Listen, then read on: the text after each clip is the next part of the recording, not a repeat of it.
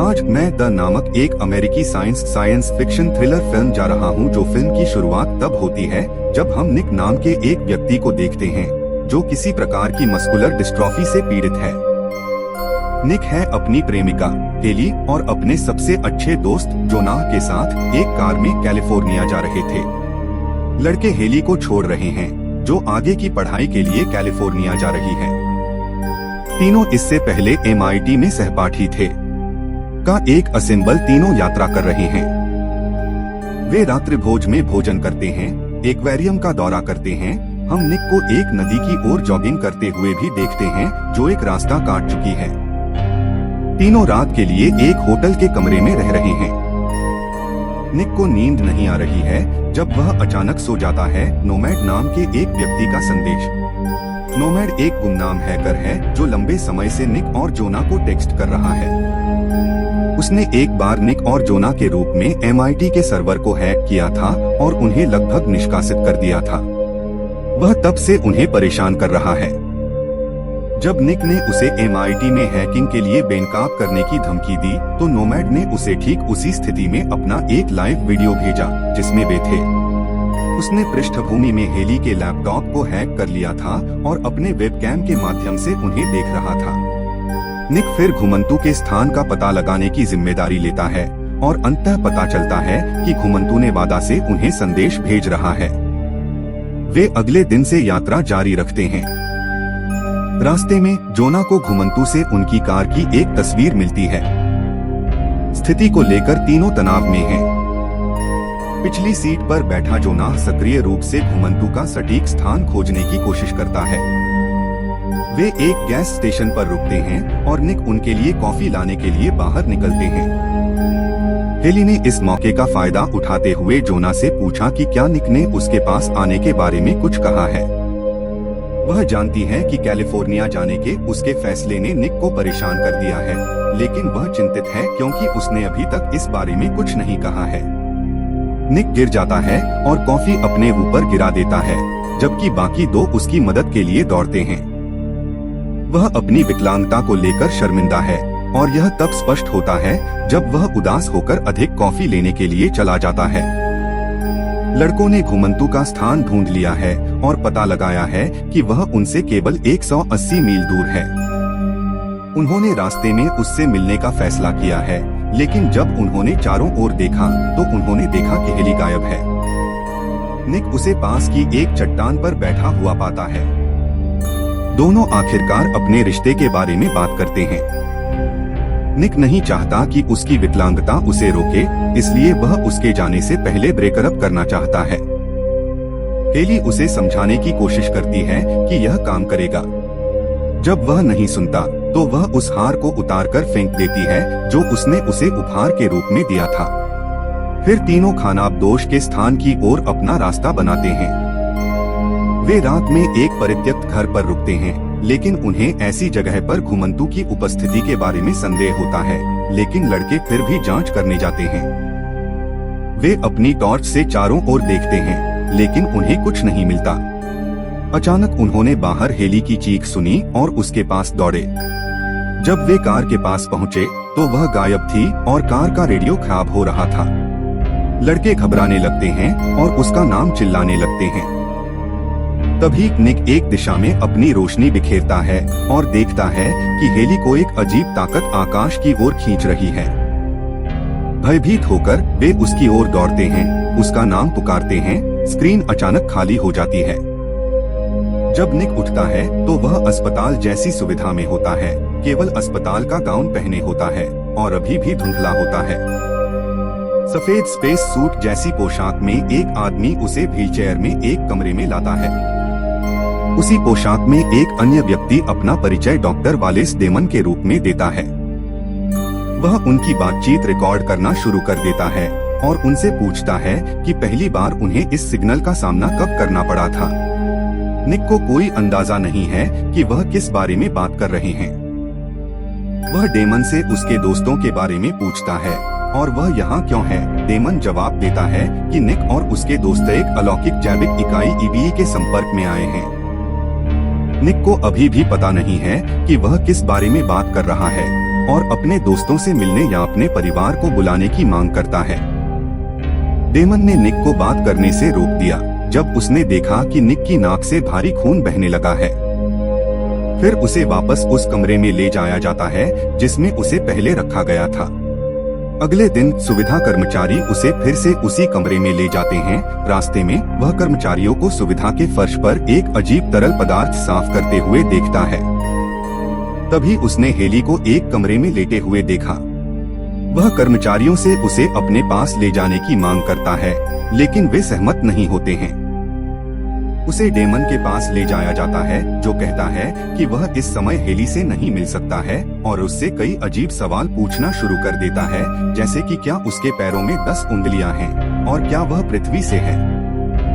फिर डेमन ने उससे घुमंतू के ग्रंथों का जिक्र करते हुए संकेतों के बारे में पूछा। अंत में वह उसे उस रात की एक क्लिप दिखाता है जब वे खानाबदोश में थे। वह पृष्ठभूमि में एक एलियन आकृति को जूम करके देखता है, जिसे देखकर निक आश्चर्यचकित हो जाता है। भयभीत होकर डेमन ने खुलासा किया कि नोमैड सिर्फ कोई हैकर नहीं था। कुछ समय बाद निक अपने कमरे में वापस आया जब उसने किसी को फुसफुसाते हुए सुना। वह कमरे के चारों ओर देखता है और अनुमान लगाता है कि शोर एक वेंट से आ रहा है। निक से बात करने के लिए आने के लिए यह जोनाह कार्यकर्ताओं से छिप रहा है।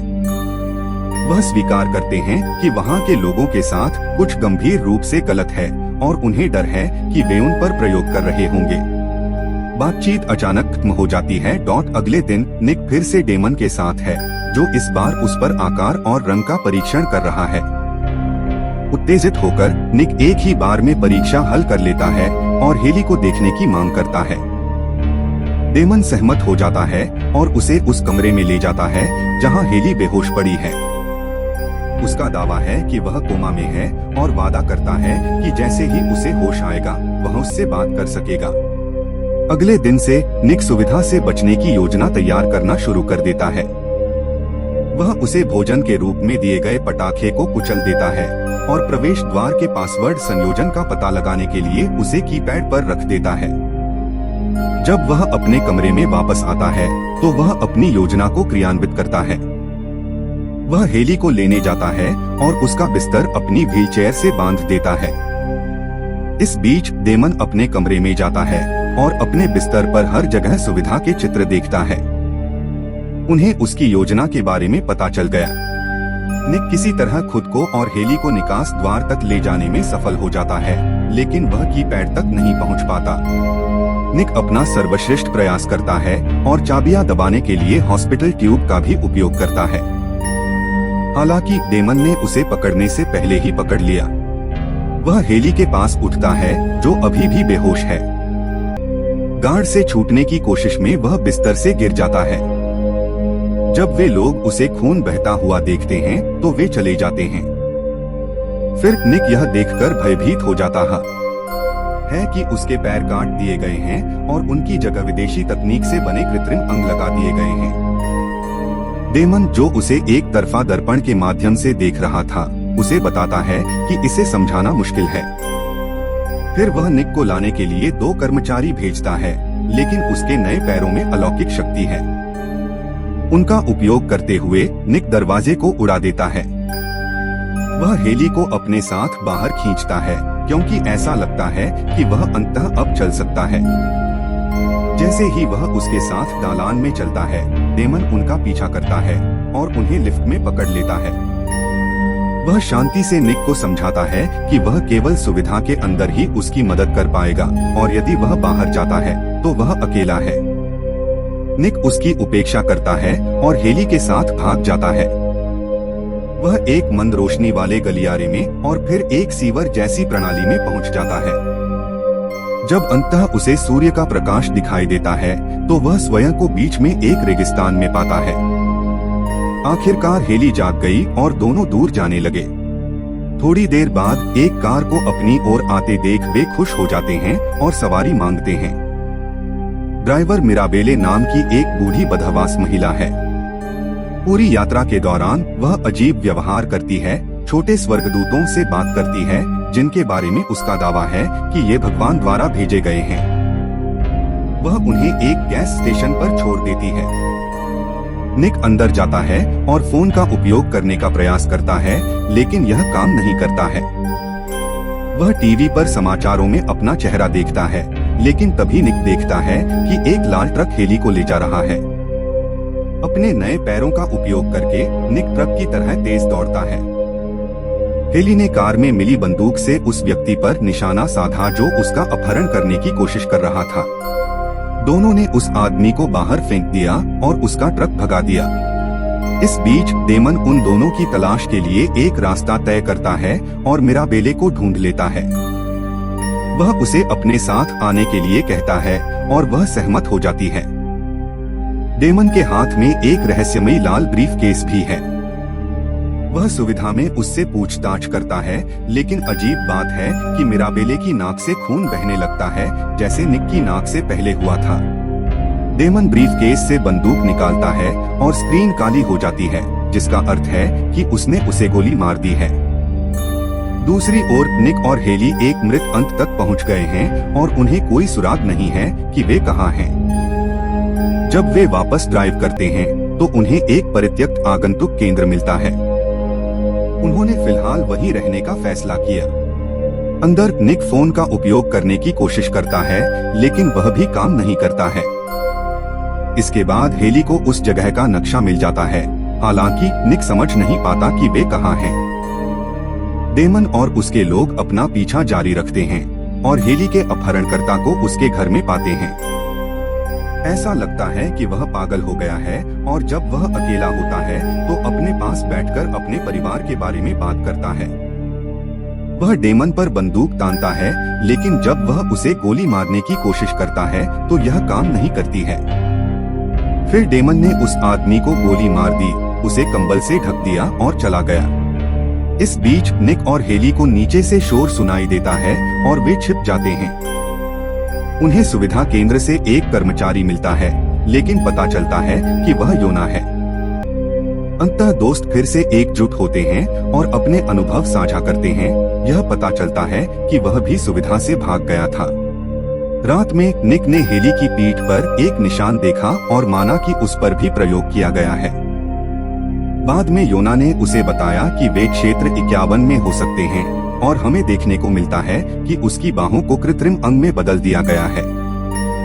अगले दिन वे बाहर निकलने की तलाश में गाड़ी चलाते हैं, लेकिन सड़क पर फंस जाते हैं। जोना एक गार्ड पर हमला करता है और अपनी बंदूक से कुछ राउंड फायर करता है, जबकि निक और हेली ट्रक के पास बैठ जाते हैं। जल्द ही योना गंभीर रूप से घायल हो गया। वह निक से हेली को लेकर जाने के लिए कहता है, जबकि वह गार्डों का ध्यान भटकाता है। निक अपने सबसे अच्छे दोस्त को छोड़ना नहीं चाहता, लेकिन उसके पास कोई दूसरा रास्ता नहीं है।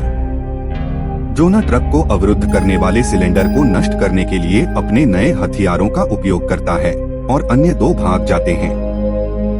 फिर वह जमीन पर मुक्का मारता है, जिससे एक सदमे की लहर पैदा होती है जो गार्डों को हिला देती है।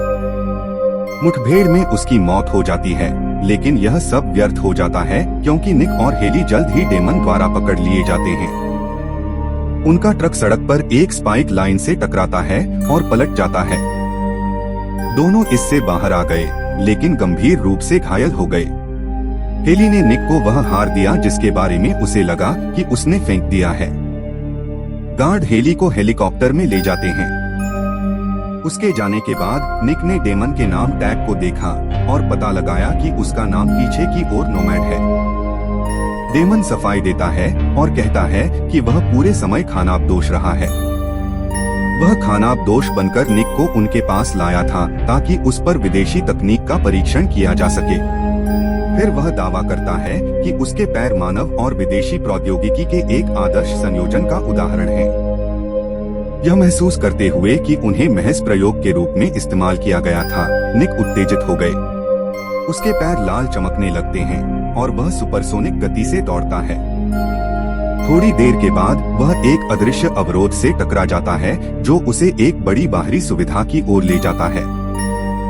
डेमन उस छेद के पास पहुंचता है जो उसने पर्यावरण में बनाया है और एक रोबोटिक सिर को प्रकट करने के लिए अपना सूट उतार देता है।